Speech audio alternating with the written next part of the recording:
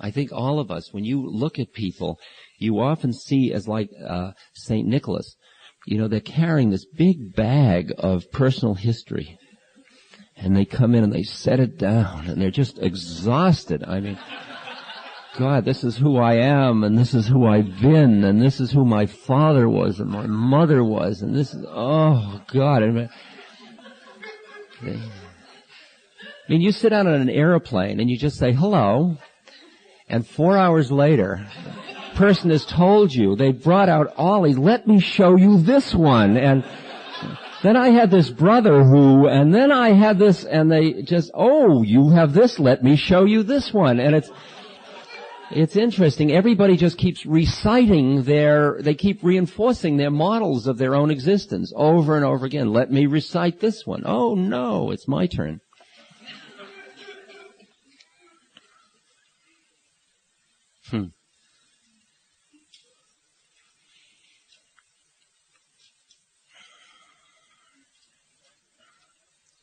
So I think when you ask the question why, it's less interesting for me now than just how do you get rid of it. Not why does it exist, but how do I get rid of it. I'm less interested in why I am the way I am than how to get on with it. And much more, I see where I'm going, and I let it pull me towards it, and I just keep discarding stuff, even though I don't understand why I had it in the first place.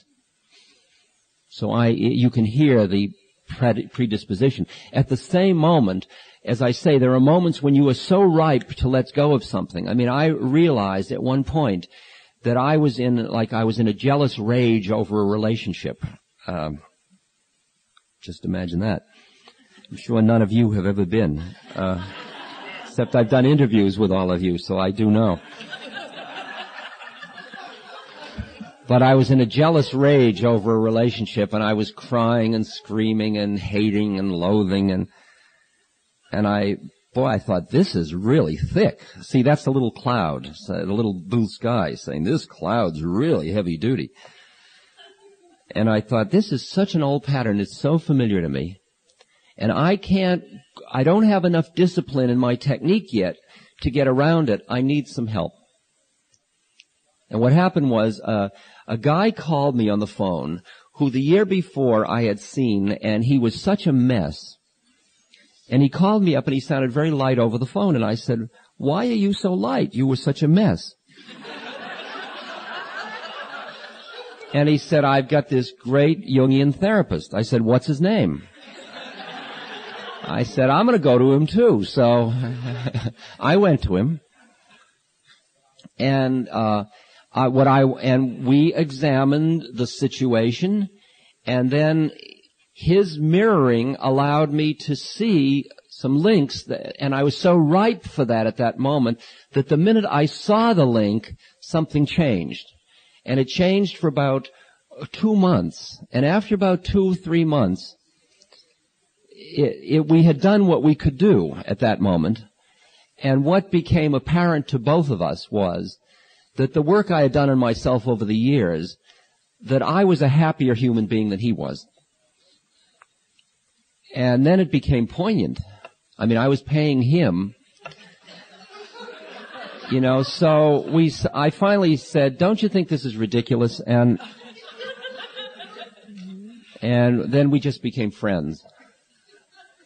And that was that one. But there was a moment that was ripe just to see those things and get a mirroring for it and let it go. Questions? Yeah, just questions from the Mind Traps section of the fear group. Lovely group. It's about substitution. How do we recognize patterns of self-deception, compulsion, or addiction? When we do recognize and try to change these, how can we avoid substituting an old one for a new one? Thank you. Is the search for enlightenment not yet another cover for our fear?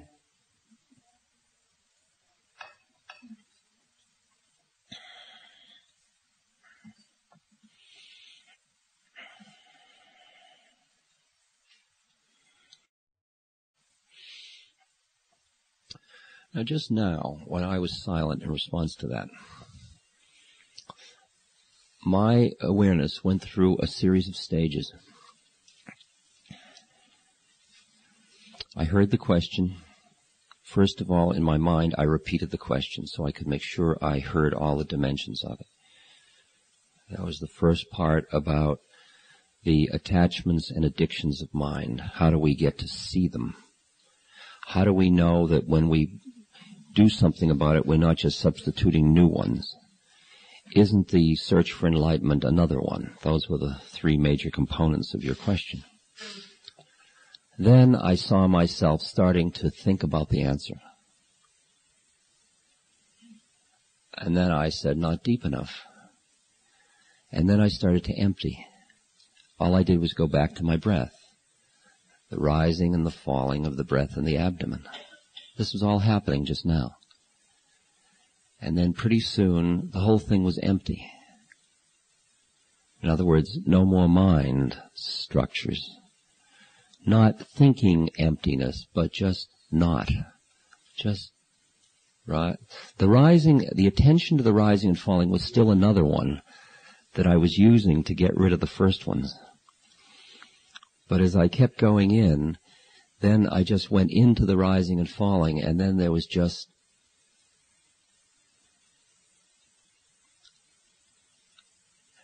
then out of that came this. Okay? Now, this is another structure of mind. What I'm saying to you now is another structure of mind. You hear what I'm saying? That is taking what you said and reorganizing it.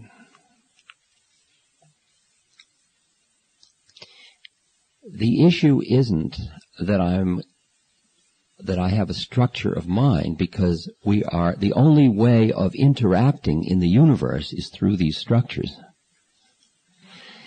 The issue is where one is in relation to them and how tightly one's holding on to them. Not that one has structures. Take, for example, the structure of trying to get enlightened. Now, trying to get enlightened is a structure. There's a great little story I must read you.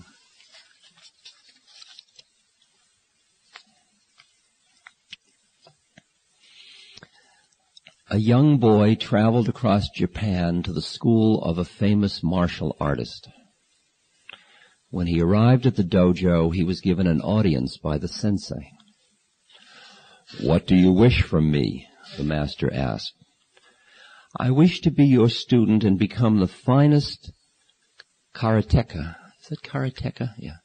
"In the land," the boy replied. "How long must I study?" 10 years at least, the master answered. 10 years is a long time, said the boy. "What if I studied twice as hard as all your other students?" 20 years, replied the master. 20 years, replied the student. "What if I practiced day and night with all my effort?" 30 years, was the master's reply.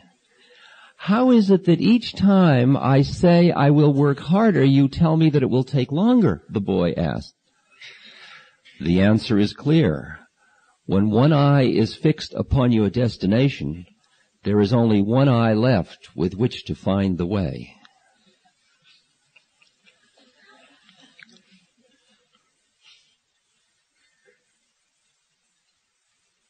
Now, the stance one takes to become enlightened is a trap. It's a place you are that is not enlightened. It's a stance in which somebody is going somewhere. I'll meditate. No.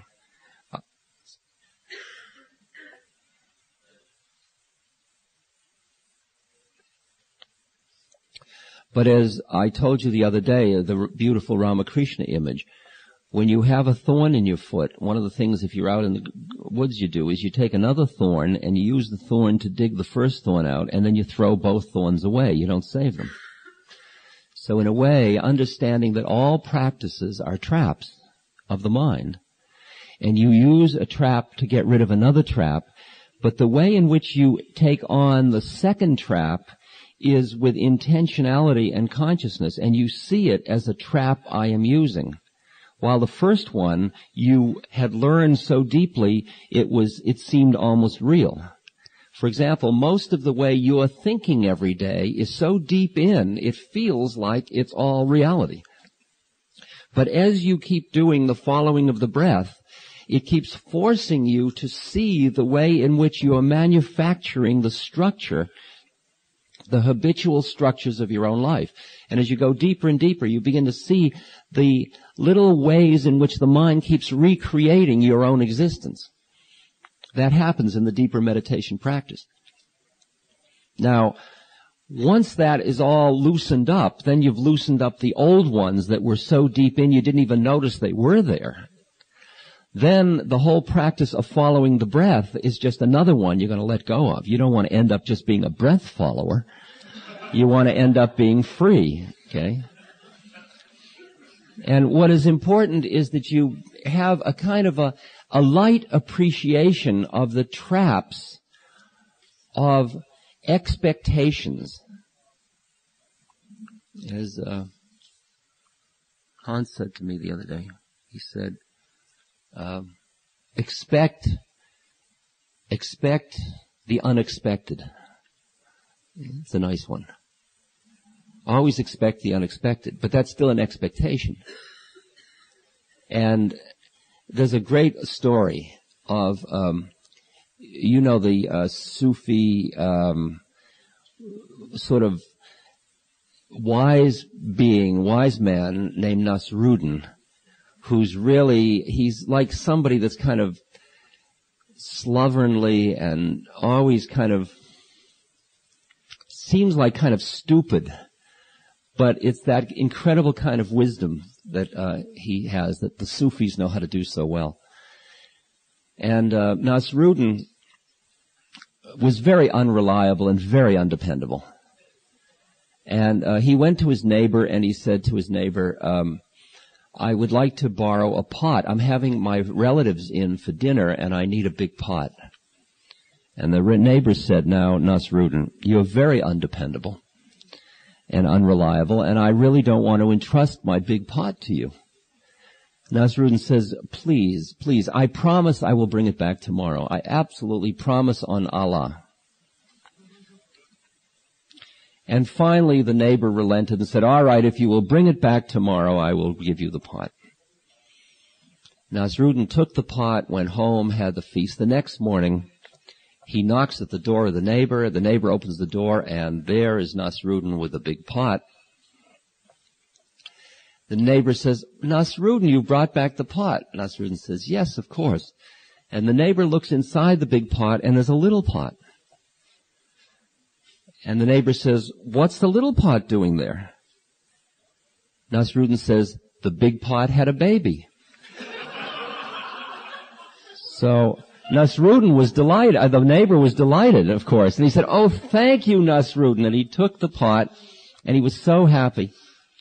About 2 weeks later, Nasruddin came to the door, and he said, I'm having another party. Could I borrow the big pot again? Now, be now in the neighbor's mind, you see. The neighbor says, of course you can, Nasruddin, right? So Nasruddin takes the big pot, goes away. The next day, no knock on the door, no Nasruddin. The neighbor waits another day, no Nasruddin. Finally, the neighbor goes to Nasruddin and says, Nasruddin, where is my pot? Nasruddin said, it died.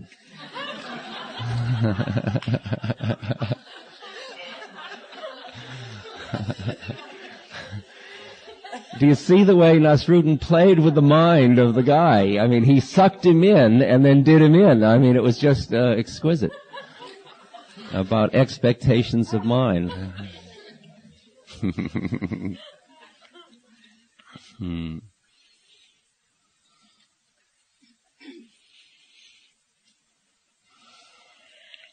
In relation to the first parts of your question,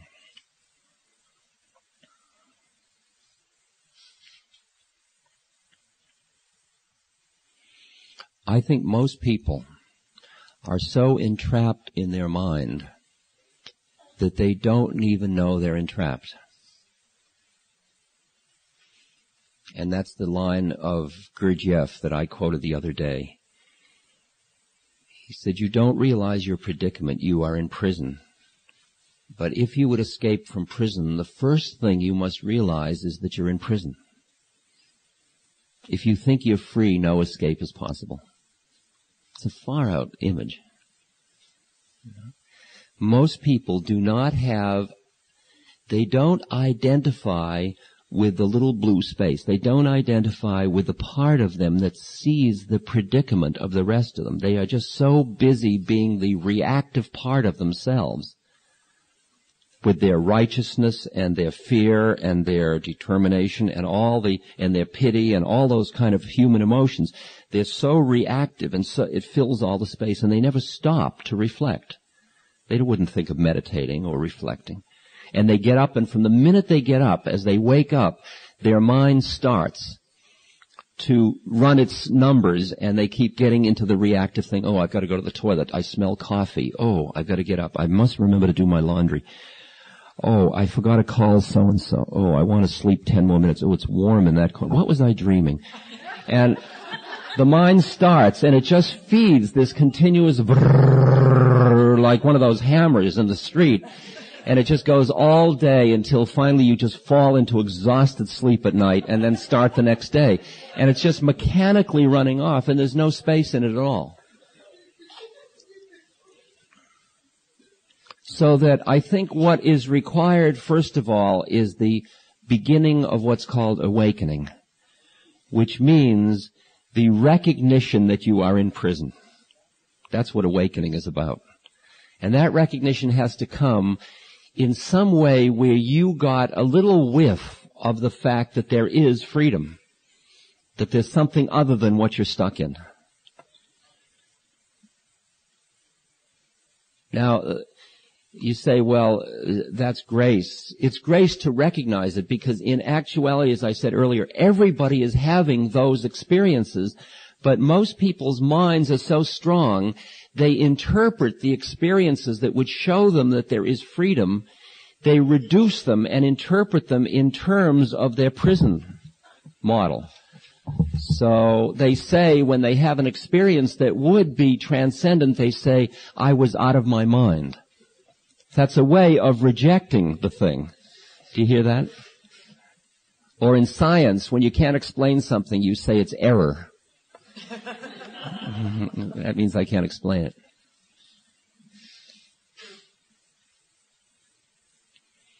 Once you begin to awaken, then you have a little bit of leverage from which to see your predicament. Now, one of the ways that you can help yourself is by connecting yourself with other consciousnesses that will mirror for you the ways in which you're stuck. That can be books.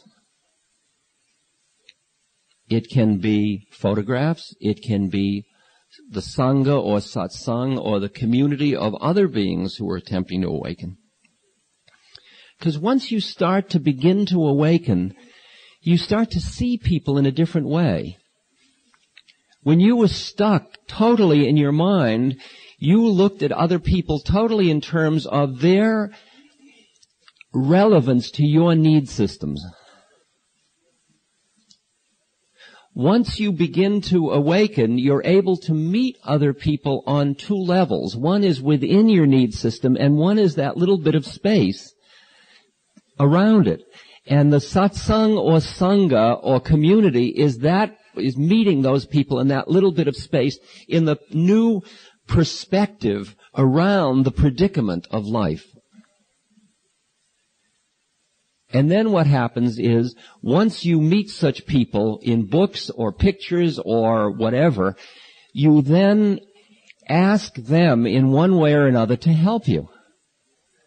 Like when you take the words of Christ, or the words of the Buddha, or the words of Ramakrishna or Ramana Maharshi, or any of the wonderful great beings that have lived through history who have made the mystical journey.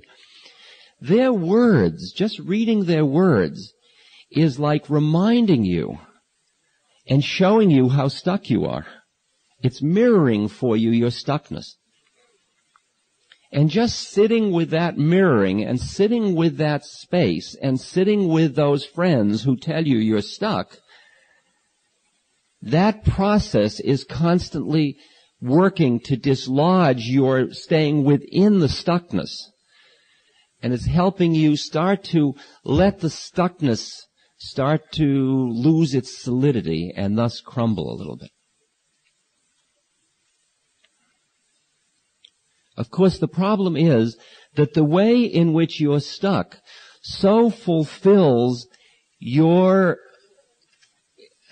need for security, because even though you're stuck, it's home. I mean, even your neuroses are familiar. You know, I'd rather have a familiar neurosis than be out there, you know, like flying. You know?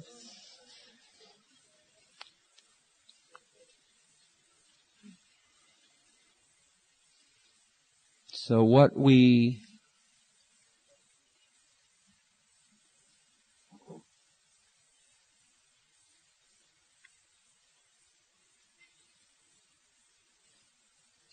So seeing your addictions of mind to this is who I am and this is how the world is not just, it doesn't just drop away because you see it, because there's still a lot of juice to holding it.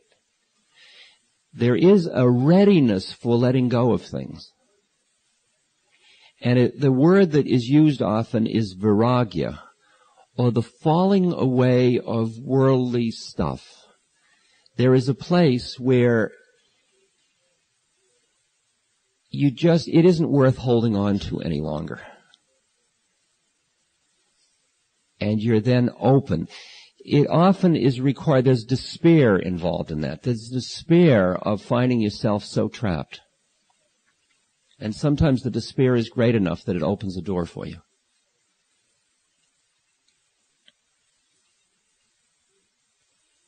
It is true that what most people do is that they substitute immediately a new structure to feel safe in for the old structure they got rid of. And the only thing you can hope is that the new structure will be taken on from a place. See, most of the structures that you have about yourself and the world were developed in your preconceptual time, between the time you were, say, 6 months and 15 months old. That's when the basis was laid down for the whole game of your ego. And so they are emotionally learned structures. They are not conceptual. Initially, the rational mind didn't mediate it. When you learn something rationally, you can unlearn it more easily than when something is learned emotionally, because when it's learned emotionally, you can't get at it. So that therapy has a very hard time getting to those extremely early learnings that happen, which were laid down so powerfully. So what you're doing when you take on a new structure is you're taking it on conceptually, intentionally, and so it is easier to let go of later. And then you use that new structure and keep moving yourself into the new structure.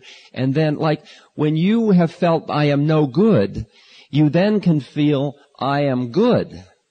And you can use I am good to dislodge I am not good, but then I am good has to fall away, because that's just another place to stand if you want to be free. Because free is neither good nor not good. Free is just free.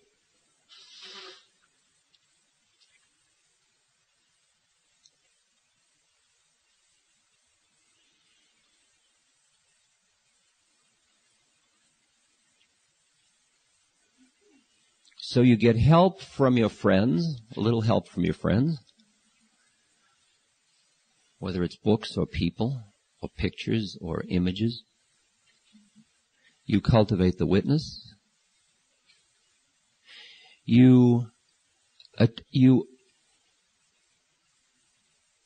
you intentionally take on new models in order to dislodge old models.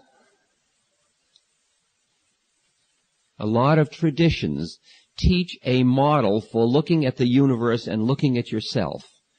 And they let you intellectually learn the new model, and then you keep learning it and practicing it and practice talking from out that model, and you're slowly substituting that model from the other model. Ultimately, the art is that you need models to function in the universe, models of mind. You need structures, but you hold them so lightly. You hold them so lightly. Like when the Great Way says, the Great Way is not difficult for those who have no preferences. It doesn't mean that you don't have preferences. It means that you are not attached to your preferences.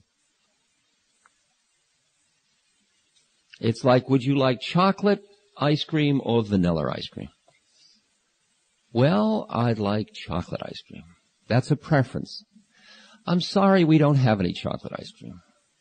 Well, then I'll take vanilla ice cream. That's different from no chocolate ice cream. Oh my God! You know? Okay.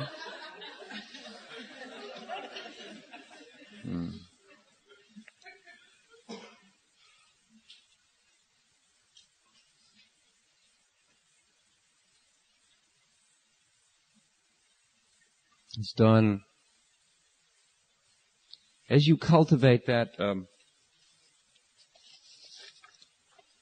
emptiness, that quietness, that place in you that doesn't have any models, that doesn't function in the world, it just is, and then you take on the functioning facade of models and preferences and all that you need to function in the world. But there's a place in you that sees it all as game or play or structure that you've taken on in order to function in the world. When I'm with you, I have to be somebody to be with you. I've got to be in a role. There's no way you and I can be together that isn't mediated through role. Even though we can meet behind the role, we have to meet through the role as long as we are embodied. Can you hear that one? Is that too thick? And the quotes in the Castaneda books that are quite fascinating, which Don Juan, who is another wise being, he says it in a very fierce way.